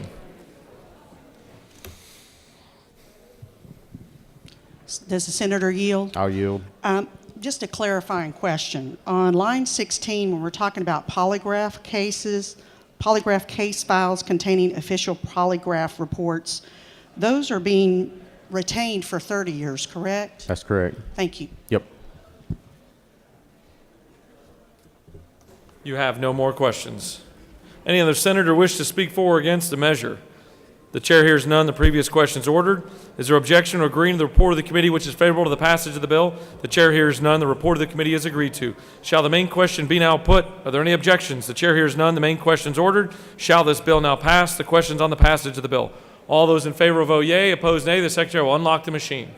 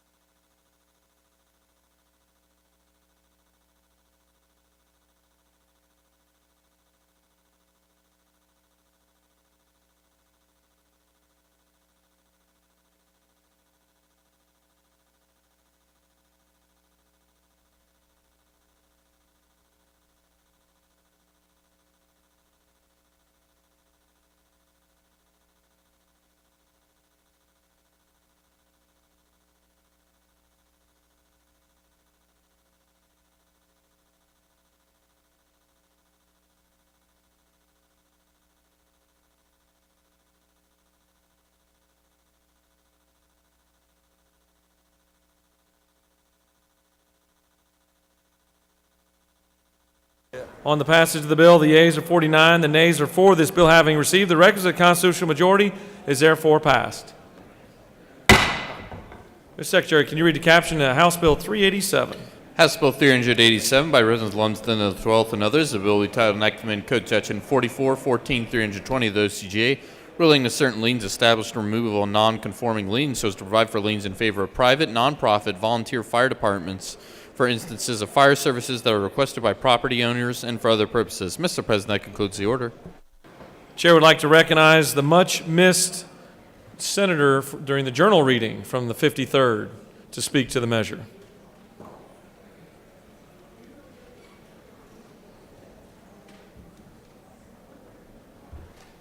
Thank you, Mr. President. I was standing in line with many of my colleagues here at House Rules, and I don't think they put any Senate bills on the floor yet. We'll talk about that later. I'm proud to be here today on House Bill 387. Now, most of you guys know that I used to be a firefighter. In fact, I was a fire chief of the city of Chickamauga. And most of y'all can realize that today I would simply be a victim in a fire because of maybe my lack of enthusiastic in the activities that reduce weight. But anyway, let's talk about a good bill. Many of you guys think that fire services is paid for your county taxes or your city taxes, and you expect when you dial 911 and ask for the fire truck, they're going to be there. Well, in many places in Georgia, in rural Georgia, that's simply not the case. They may be a government entity, but they're volunteer completely. Their pay is by subscriptions. You pay a yearly fee to have the fire truck available or the fire service to come and put your fire out. But if you don't pay the fee, they don't have to come. Now, I used to be a part of the fire service in 1981 in Chickamauga, Walker County, and that's how it was. You had to have a subscription. And when you called 911, they would look at to see if you paid your prescription. That is kind of sad. Your house is on fire, and if you didn't pay your prescription, you wouldn't have fire service come put it out. But that's paying for services. Now, these are mostly 501c3. They are volunteer. They are nonprofit. So this bill simply allows them to bill those people who they go to their structure to put out their fire with no contract. And they do it according to the FEMA schedule, meaning if you've worked with any government agencies and they're getting help from the federal government with FEMA, they have to list all the expenditures they used. And in the fire service, it'd be manpower, it'd be water, it'd be equipment, etc. So this bill simply allows them to charge the homeowner that they went to put out their fire, and the equipment used could be nearly anything. Could be very small, could be outstanding. In fact, when I was a young squire firefighter for Chickamauga, we went to an industrial fire that lasted 72 hours. Now, they had a contract, but you can imagine the cost that would be. This allows them to put a lien on the structure or the property if they don't pay, period. Mr. President, I'd be happy to answer any questions, or I would love to yield the well. You have a number of questions. Ah, okay. What a joy this will be for me. Chair would like to recognize the senator from the 56th to start the question Yes. process. Thank you, Mr. Chairman. From one Senator smoke taker to another. Thank you. Chairman, would you yield for a question? Of course I will. We were a little confused over here. You mentioned that some of the fire services offered are by prescription. Could you give us a little more input I mean, about kind of subscription. prescription? Oh, subscription. Anyway. Okay, And, all right. and let me thank you for recognizing that among all the millions that are watching today. I'm very excited. We want that to thank you for pointed your that out. service in the Senate and the fire service. Okay. My subscription, not pubscription. I'm sorry. Chair would like to recognize the senator from the 48th. Yes. Thank you, Mr. President. First, Mr. Chairman, I want to thank you for your service to the fire service as a volunteer fireman. I know that is very difficult. Isn't it true that my grandfather, the great Newton Elgin Gray II, was also a volunteer fireman in Rock Spring, Georgia? Absolutely outstanding firefighter. Thank you, sir. And this is critical for rural Georgia because we do have volunteer firemen who put their lives on the line whenever they're called. And I have experienced that because when I was young, we got to respond to the scanner and go fight the fire. So thank you so much, sir, for this bill. Thank you, cuz. Chair recognizes the senator from the 2nd. Mr. Chairman, do you yield? I certainly do. if there's a fire at a home, who sets that fee for the, for, who Well, if sets they that have fee? a subscription, then, for example, when I was a young firefighter in 1981, ours was $25 a year. I'm certain it's a lot more now, probably 100, 200, something like that. And I'm sure their association sets that fee. Of course, can I go ahead? I'm sorry. Of course, if they have no contract, then the fire service would document all what they use, whether it's equipment, water, man hours, and that would be their fee. But it's set by the fire, if I may, sir. Yes, but sir. It's set by the fire department. That's right. Am I right, sir? Is there a way in this legislation that if they can test it, if they say there were 12 man hours and the fire said there was only 3 firemen, can they contest it at that fee in any way? I'm not sure if I quite understand, but I would say that their documentation would have to be correct, or they'd be subject to law or prosecution if they didn't represent themselves properly.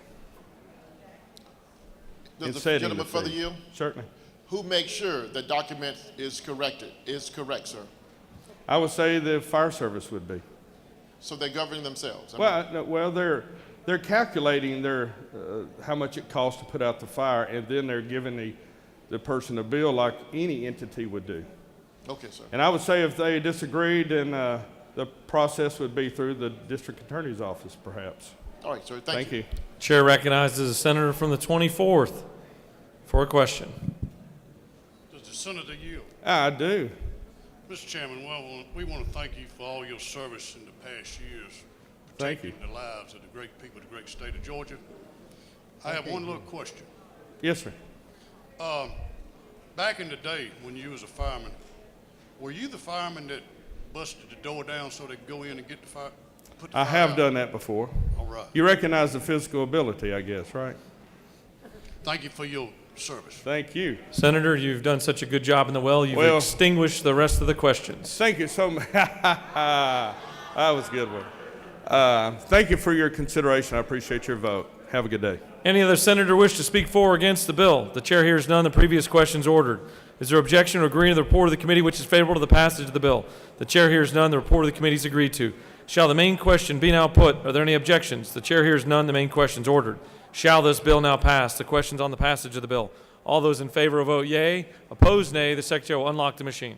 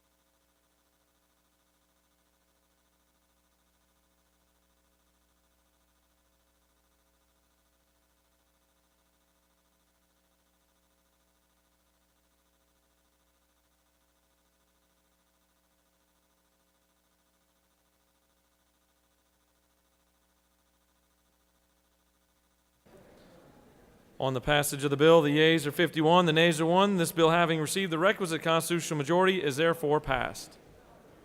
Mr. Secretary, can you read the caption of House Bill 226? House Bill 226 by Representative LaRiccia of the 169th and others, a bill entitled Enactment Code Section 1521-179 of the OCGA relating additional penalty for violation of traffic laws or ordinances so as to extend the sunset of the additional penalty for violation of traffic laws or ordinances under Joshua's Law and for other purposes. Mr. President, that concludes the order. Chair would like to recognize the senator from the 17th to speak to House Bill 226.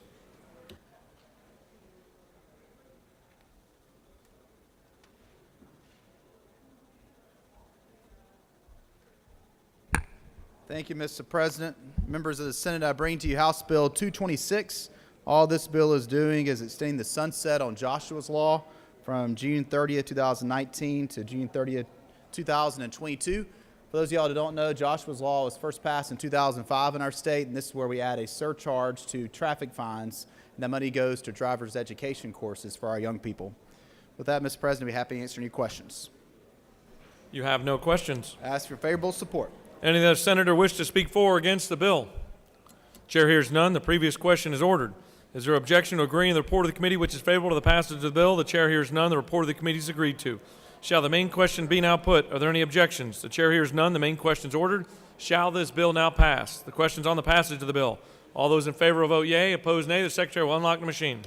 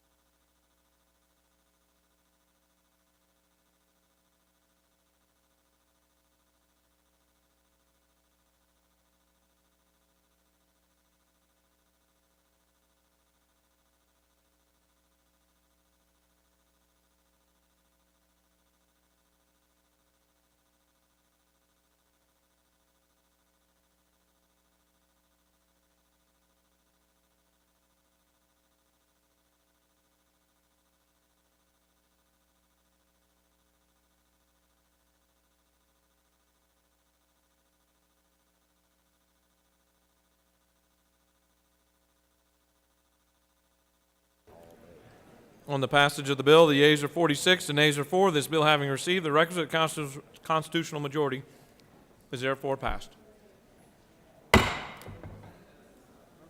Mr. Secretary, can you read the caption of House Bill 279? House Bill 279 by Representative Lumsden, the 12th, and others. The bill will be titled Enactment, Article 1 of Chapter 2 of Title 48 of the OCGA, relating to state administrative organizations, so as to provide that law enforcement officers appointed by the State Revenue Commissioner as special agents or enforcement officers of the Department of Revenue may use department motor vehicles or equipment relative to certain approved off-duty jobs and for other purposes. Mr. President, the Senate Public Safety Committee offers the following substitute to House Bill 279, a bill will be titled Enactment, Article 1 of Chapter 2 of Title 40 of the OCGA, relating to state administrative organizations, so as to provide that law enforcement officers appointed by the State Revenue Commissioner as special agents or enforcement officers of the Department of Revenue may use department motor vehicles or equipment relative to certain approved off-duty jobs and for other purposes. Mr. President, that concludes the order. Chair would like to recognize the senator from the 29th to speak to House Bill 279.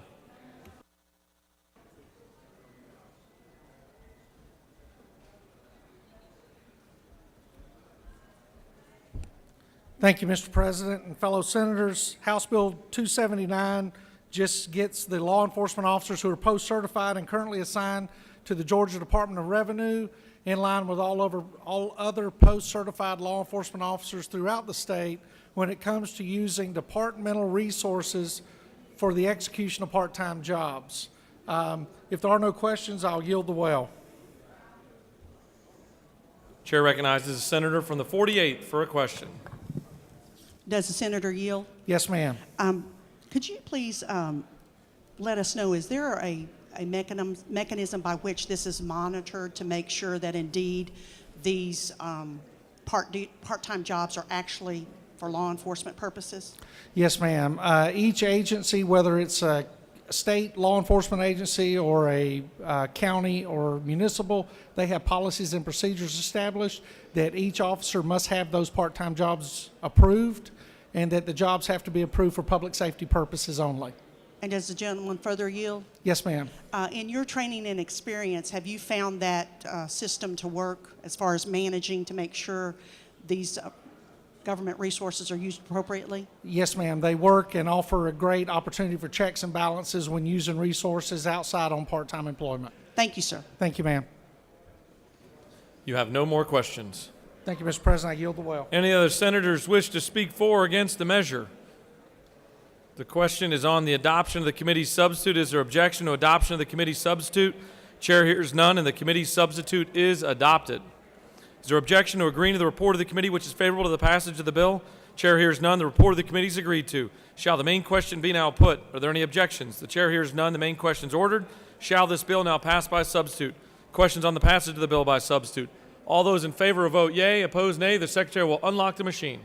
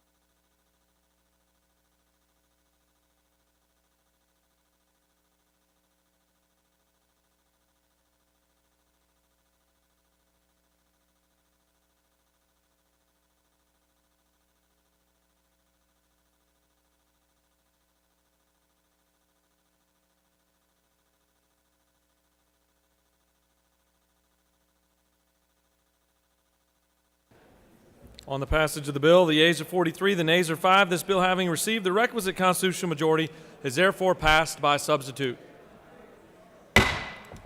Ms. Secretary, can you read the caption of House Bill 300? House Bill 300 by Representative Smith of the 133rd and others, a bill we title and act to amend Chapter 6 of Title 31 and Chapter 45 of Title 33 of the OCGA, relating to continuing care providers and facilities in state health planning and development, so as to redesignate continuing care retirement communities as life plan communities and for other purposes. Mr. President, that concludes the order. Chair would like to recognize the senator from the 46th to speak to House Bill 300.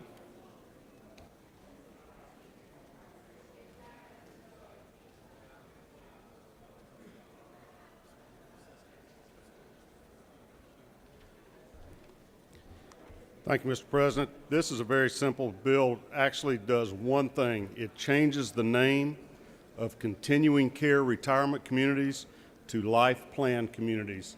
There's a little bit of a stigma attached. Some younger people, and now younger is relative. It seems you don't have to be too old to be younger these days to go to these retirement communities. It doesn't feel so good or sound so good to call it a retirement community when you're still in the prime of your life. So we call these life plan communities, or would like to do that. They have a graduating scale of care from being a assisted living on up into nursing care type homes, but they are very vibrant facilities, and we think they'll be marketed better as life plan communities. That's all the bill does. I'll be happy to answer any questions. Otherwise, I yield the well, Mr. President. You have a couple questions. Oh, boy. Chair would like to recognize our friend from the 48th for a question. Does the gentleman yield? I yield. Sir, isn't it true that the 60 is now, excuse me. They're the golden years from what I can tell so far. Yeah.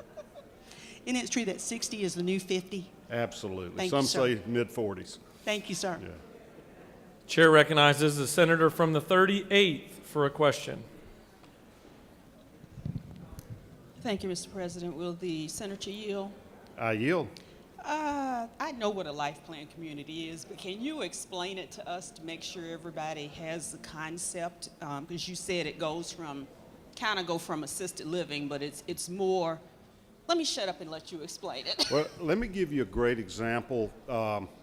In my community in Athens, Presbyterian Homes is building right now a facility, and you have the opportunity to buy your lot, buy your home, or condominium type units in there. They have recreational facilities, they have medical facilities on the premises, but many people go to these when they are still in perfect health and still young, maybe not even retired from work, but they're on the facilities and they can kind of graduate as they need assisted care. It's there on the premises. When they need in-home nursing care, it can be there. So you kind of gradually move up the scale to the amount of assistance or care that you need.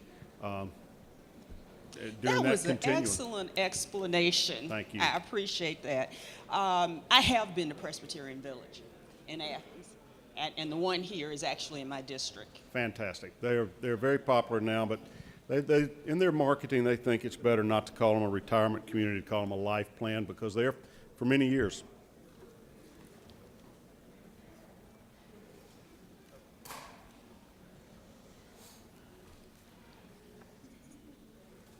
Your mic's on.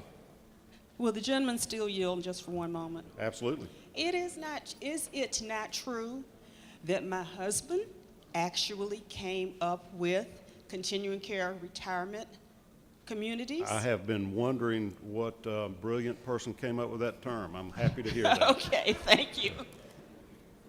Do you continue to yield? I do. Chair recognizes the senator from the 51st. Senator, will you yield? I will. You may be too young for these right now, though. I'm Mr. looking Whip. forward to those golden years. Yeah. On line 21, it looks like you're striking a definition of a micro hospital. Do you know what the intent was to delete that? If I'm not mistaken, that language was added a year or two ago to create micro hospitals. Do you know the reason for striking that? And does it have an impact on any other section in the code? Does not. It certainly doesn't impact the CON debate or any of those items. Just some connection in this code section. Thank you. All right. Senator, do you continue to yield? I will yield. Man, I didn't know how contentious this bill might Chair be. recognizes the senator from the 34th. Thank you, Mr. President. Would the senator yield? I'll be glad to. Is it not true that with these communities and life continues on, that there is a high number of STDs and AIDS in some of them? I was unaware of that. Florida. Okay. Chair recognizes the senator from the 35th. Man, Will the senator yield? it'd be my pleasure. Is this like Christian City? Have you been there before? I haven't been there, but it's very similar. Yes. Okay, I know my husband resided there for Right. years, and then you go to the rehabilitation when you have to have surgery or something. Then you come back to your home that you can buy there, and then they also, when you buy the homes, you get the service where they're doing the lawn care and your laundry and things like that. You sign up for all of that. So it really is a whole little city, a community. It is. For not just seniors, because he was not a senior yet when he first became ill. So it is also for those who are disabled, correct? It's the same. Okay, so it is, just Senator. this will just change the name, correct? That's all it does. Thank you Makes very it a life much. plan community because it is for a long continuum of time through the end of your life. Thank you very much. You're very You have welcome. no more questions. All right. Thank you. I hope for your favorable consideration here. Does any other senator wish to speak for or against the bill? Chair hears none. The previous question is ordered. Is there objection to agreeing to the report of the committee which is favorable to the passage of the bill? Chair hears none. The report of the committee is agreed to. Shall the main question be now put? Are there any objections? The chair hears none. The main question is ordered. Shall this bill now pass? The question's on the passage of the bill. All those in favor vote yea. Opposed, nay. The secretary will unlock the machine.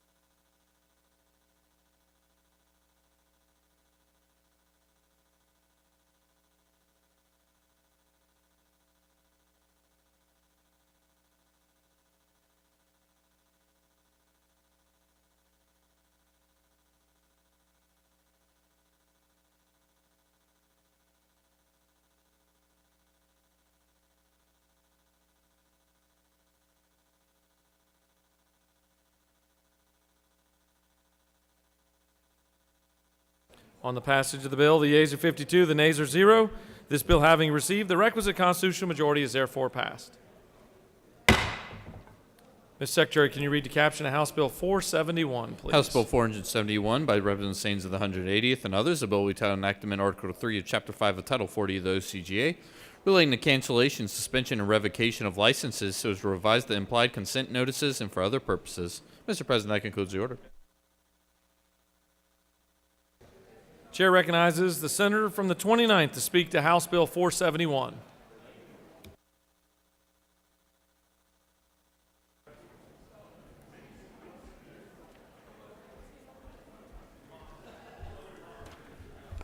Thank you, Mr. President and honorable senators. House Bill 514 is the original implied consent bill that you had before you a few weeks back with 2 exceptions. We've added in the DNR language to include boating under the influence and hunting under the influence. And this fixes a problem that was in the original that the Department of Natural Resources were concerned that would, if not in there, would have allowed individuals to get out of DUIs if they were caught on our waterways intoxicated or in our woods with firearms hunting while intoxicated. I encourage everyone to support this. This bill is based on the issue that we had earlier in the session with the Georgia Supreme Court finding our implied consent laws unconstitutional. Mr. President, I stand for any questions. Our good friend from the 48th District has a question. Does the senator yield? Yes, ma'am. I apologize. I want to make sure I understand.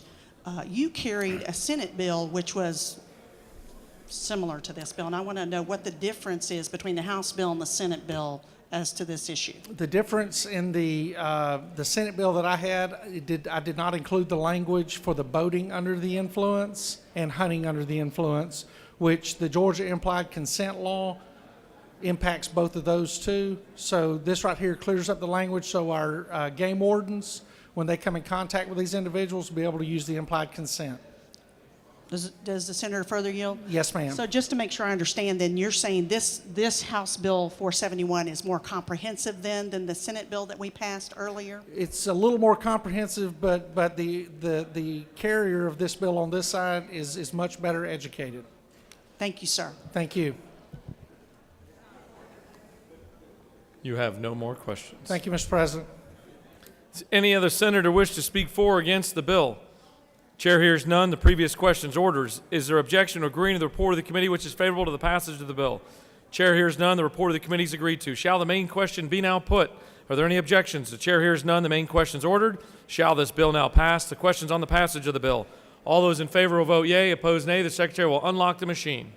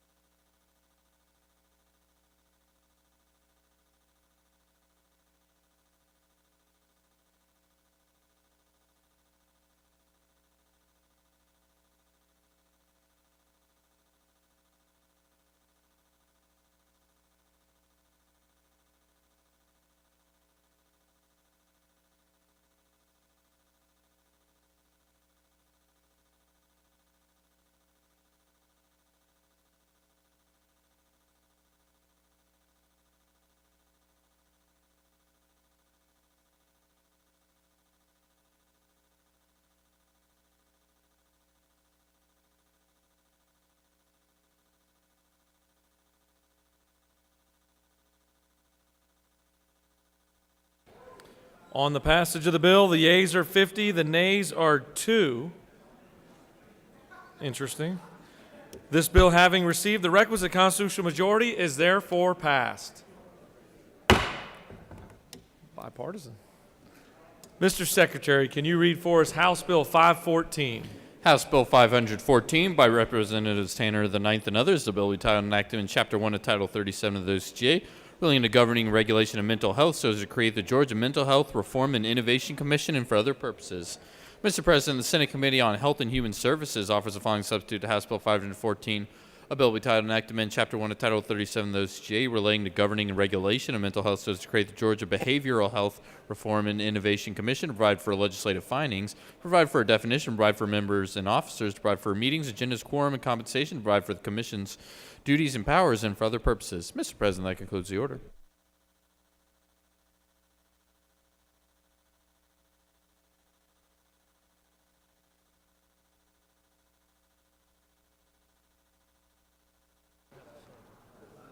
Chair would like to recognize the senator from the 13th, if you've seen the senator from the 13th, to speak to the bill. Must be something good in the ante room.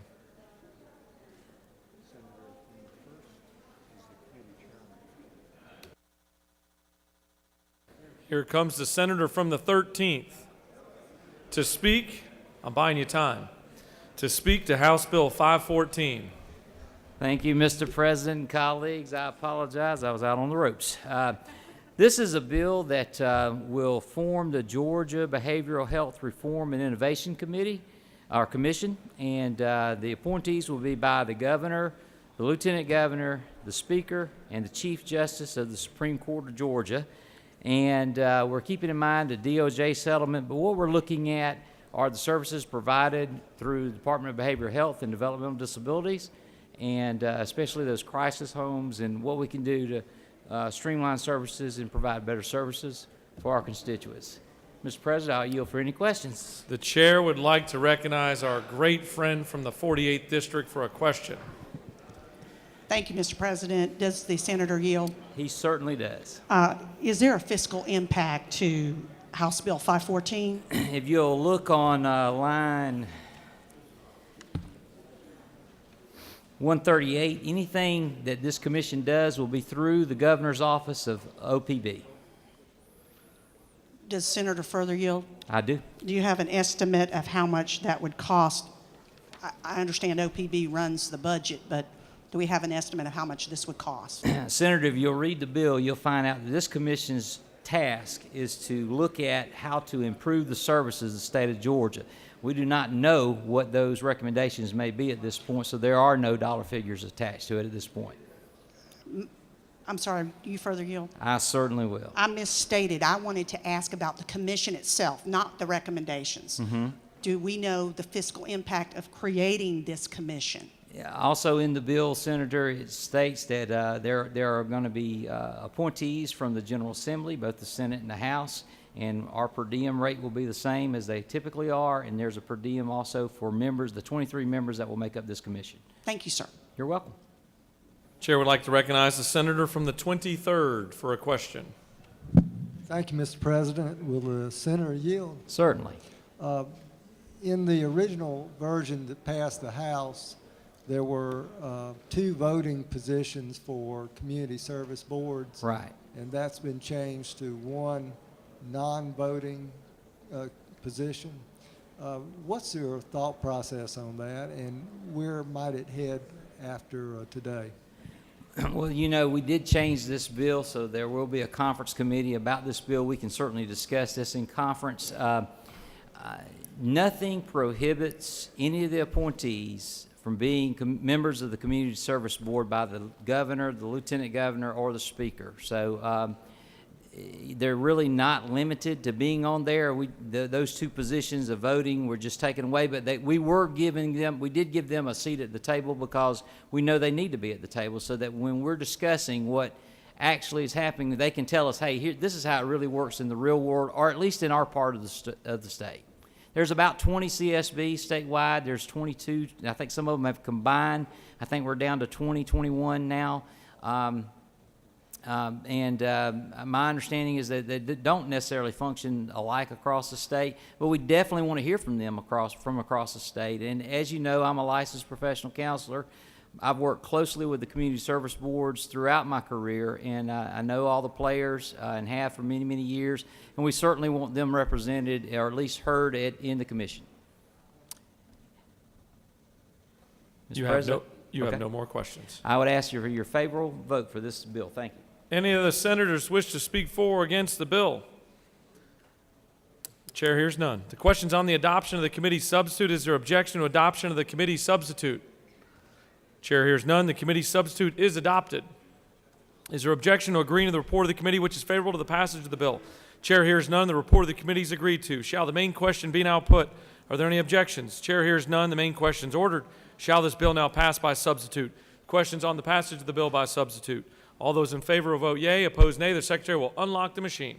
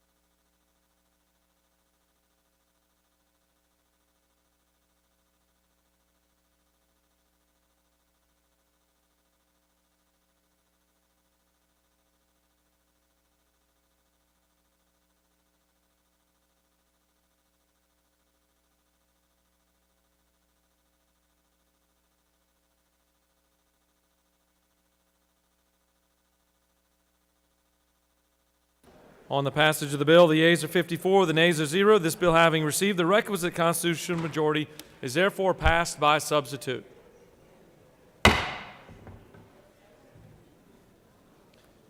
Chair would like to recognize the Majority Leader. Mr. President, I move that the Senate stand adjourned until 10 o'clock on Friday, 22 March. Chair recognizes the Mr. Secretary, read our announcements, please. Rules will meet at 12:30 and 4:50 of the Capitol. Government oversight has been canceled. Higher education will meet at 1 p.m. and 4:50 of the Capitol. Finance will meet at 2 p.m. in Mez 1. Regulated Industries and Utilities will meet at 3 p.m. and 4:50 of the Capitol. Science and Technology will meet at 3 p.m. in Mez 1. Judiciary will meet at 4 p.m. and 3:07 of the CLB. And Transportation will meet at 4 p.m. and 3:10 of the CLB. Mr. President, that concludes the order. Chair recognizes the Senator from the 31st for an announcement.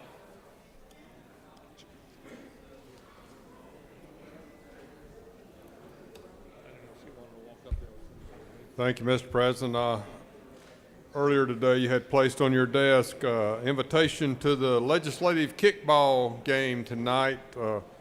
That information is on a flyer on your desk, but it is a little fundraiser.